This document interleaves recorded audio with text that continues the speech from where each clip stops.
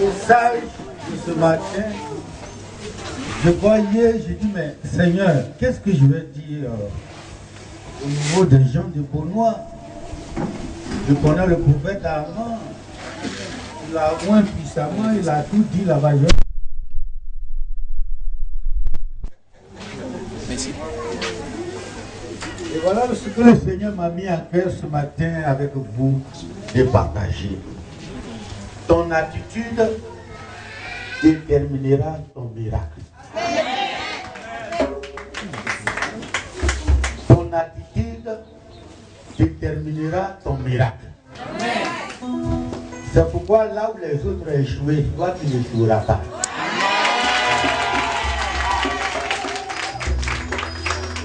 La maladie qui a tué les autres sera pour toi un témoignage.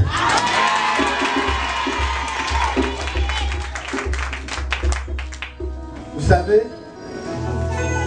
je voudrais vous dire clairement, oui et fort, quand le Seigneur m'a appelé, j'étais déjà professeur licencié en lettres modernes et j'étais au lycée moderne de Boisflé en 2002 et le Seigneur m'a appelé.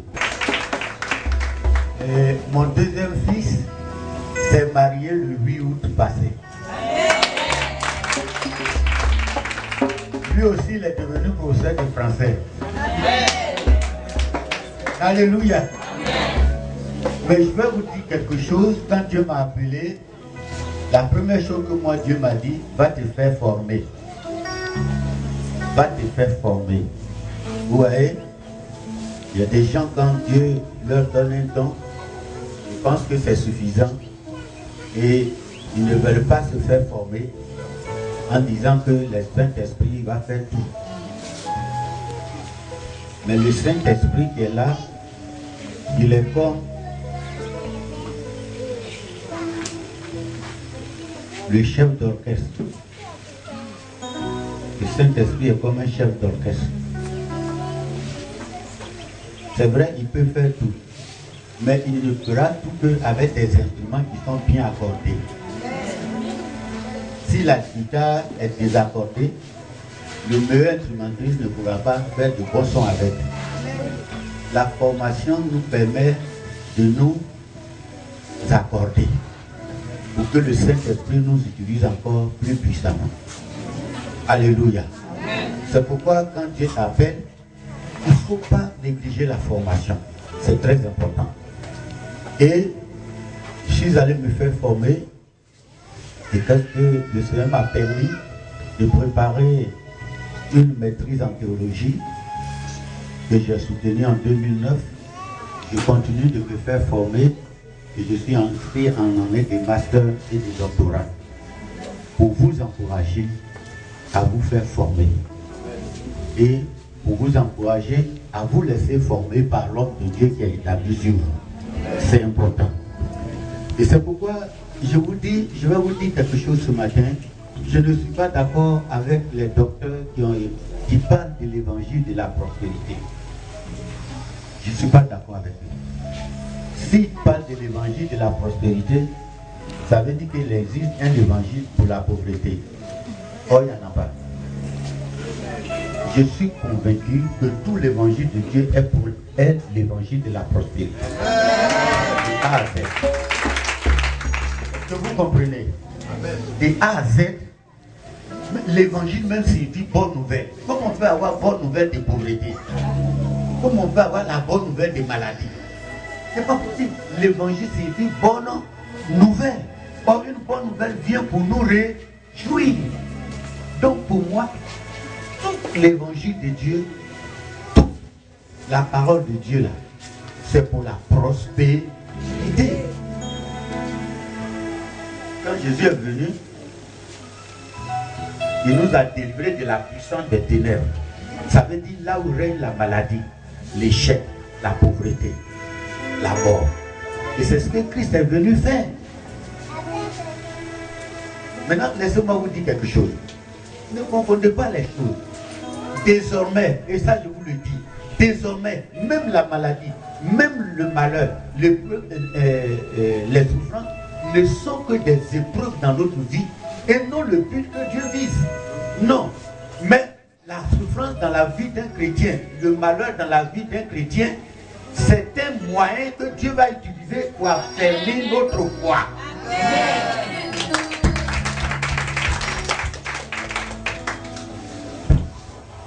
Dieu n'a aucun but de faire souffrir son peuple. Je n'ai jamais vu nulle part ailleurs. Mais Dieu, pourquoi je vous le dis, Satan a dit quoi? Si Job croit en toi, c'est parce que tu l'as protégé, c'est parce que tu lui as donné le bien. Mais ce que Dieu désire, c'est qu'entre lui et nous, il y a une relation de père en fils, une relation d'amour. Dans ces conditions-là, il peut arriver que nous arrivions à souffrir, il peut arriver que nous puissions manquer de moyens pour un temps, mais nous devons être attachés au Seigneur parce que l'épreuve est toujours bornée. Et j'ai vu dans toute l'Écriture, à la fin d'une épreuve victorieuse, la bénédiction encore devient plus grande. Amen. Quand Job a souffert, quand il a tout perdu, mais à la fin il a reçu 2 fois plus que ce qu'il avait avant. Vrai ou faux? Amen. Alléluia. Amen. Maintenant il y a des gens qui disent, sont en train de dire que bon, un chrétien peut souffrir, on dit peut souffrir, mais ce n'est pas le but de Dieu. Jésus-Christ a souffert pour nous. Pourquoi a-t-il souffert? Parce qu'il nous a racheté de la malédiction de la loi. Il a ôté la malédiction de la loi. En principe, nous devons maintenant nous réjouir dans le Seigneur.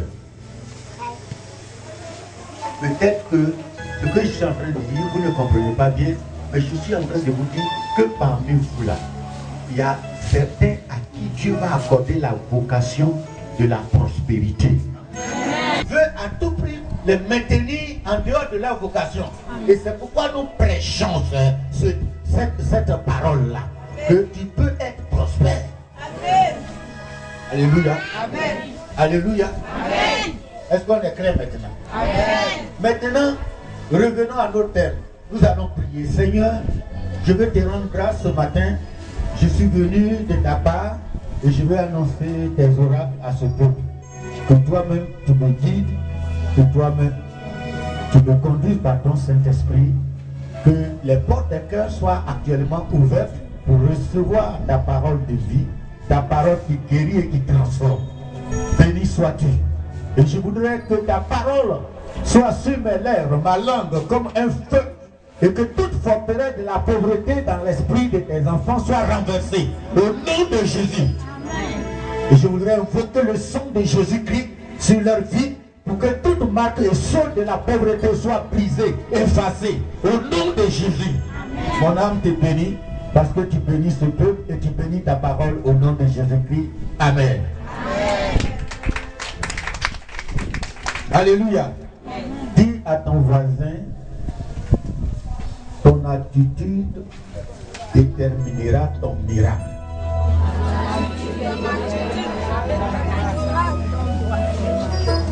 Dis encore à ton voisin, ton attitude déterminera ton aptitude.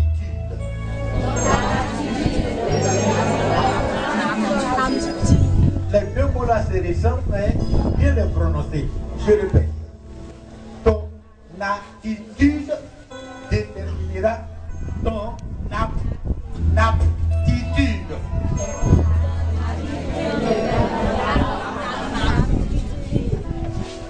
L'aptitude, c'est l'élévation. Vous voyez que tout est lié à ton aptitude.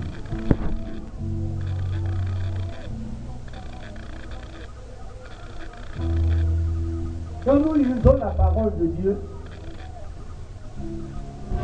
le Seigneur lui-même se combat à 2 animaux.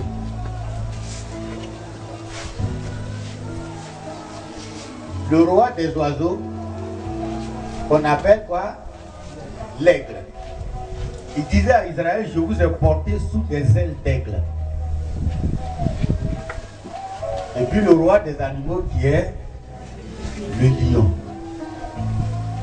Or, ton attitude est caractérisée par deux choses. Dis à ton voisin deux choses. Deux choses. Ton attitude est caractérisée par ce que tu crois. Deux choses. Ce que tu vois et ce que tu crois. C'est ça qui fait notre attitude.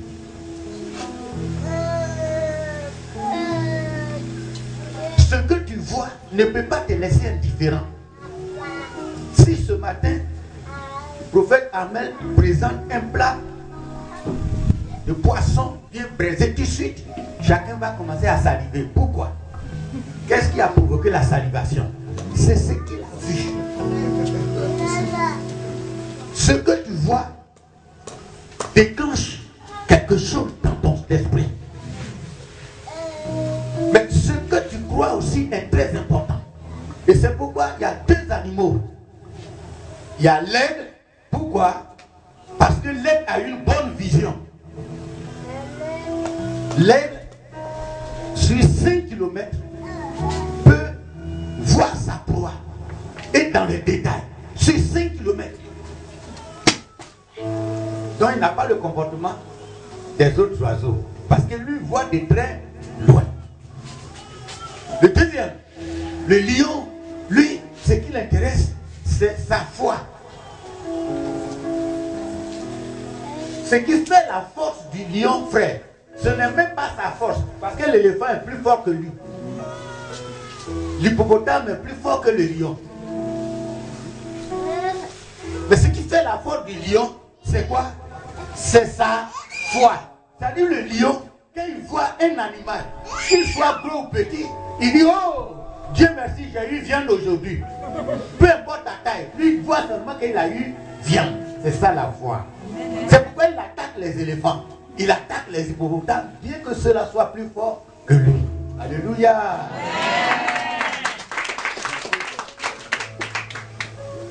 Et un chrétien, un homme de Dieu, une servante de Dieu, un bon serviteur de Dieu, doit avoir ces deux choses. La vision et la foi.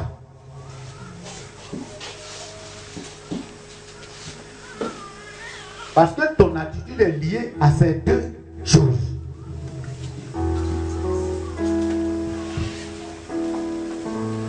Nous allons lire notre texte de base qui est Psaume 34, verset. Le psaume 34.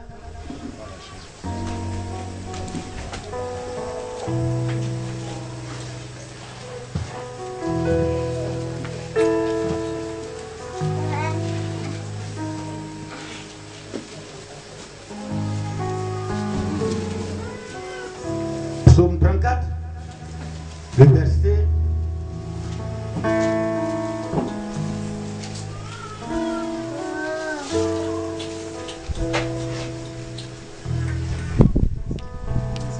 18 à 20. Le psaume 34, excusez-moi.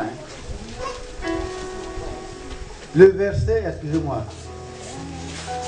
Oui, oui, 18 à 20, c'est ça. Psaume 20.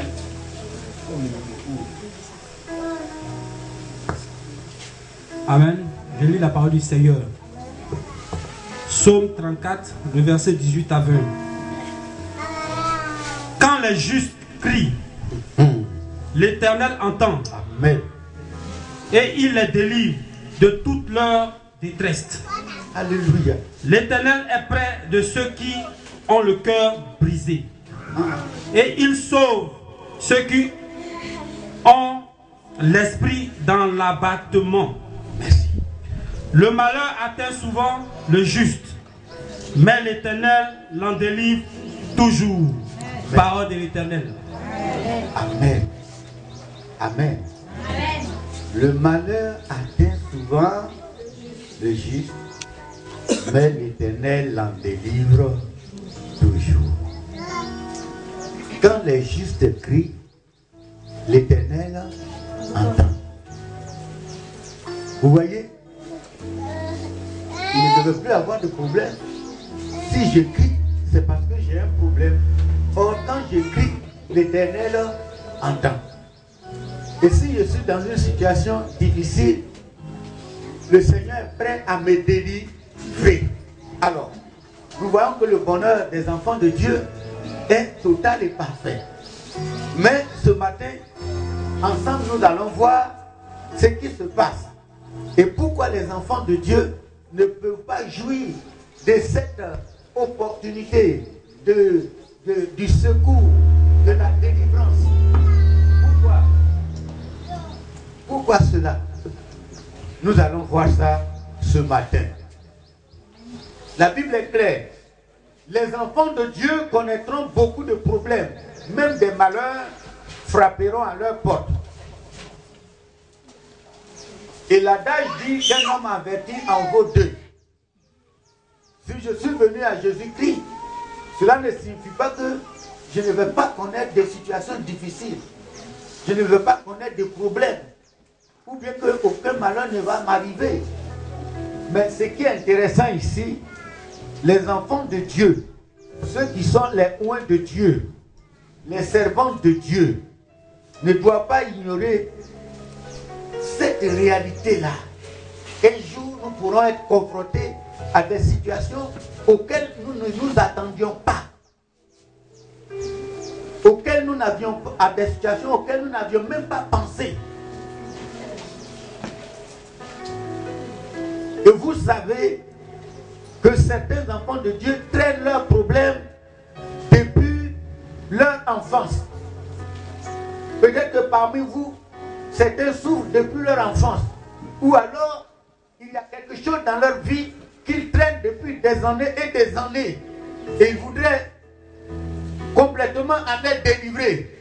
Mais ils ne le sont pas encore. D'autres, leurs problèmes commencent le jour où ils ont fini de se marier. Et ils peuvent dire, mais depuis que je me suis marié là, je ne me retrouve plus. Vous voyez, frère, d'autres personnes, depuis qu'ils travaillent, ils ne se retrouvent pas. Ils ont des problèmes. Au point qu'ils ne savent pas pourquoi ils travaillent.